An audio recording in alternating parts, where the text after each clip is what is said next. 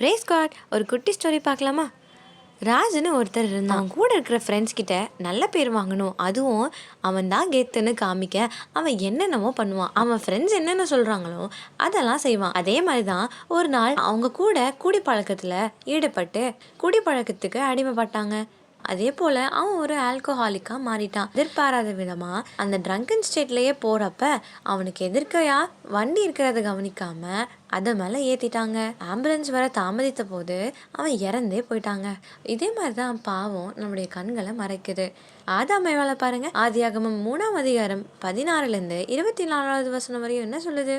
ஏசப்பா ஏவாளுக்கு இந்த தப்பு செய்யாதன்னு கண்டித்த போது, ஆனாலும் ஏவாள் அந்த பாவத்துல போய் ஈடுபட்டாங்க. அதே போலதான் பாவம் நம்முடைய கண்களை மறைக்குது. அதோடைய விளைவு மரணம் தானு வேதமே சொல்லியிருக்குங்க. ஆண்டவர் நீ மண்ணா இருக்கிறாய், மண்ணுக்கு திரும்புவாய் என்று சொல்லியிருக்கிறாரு.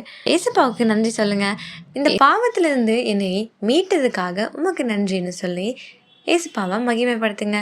God bless you.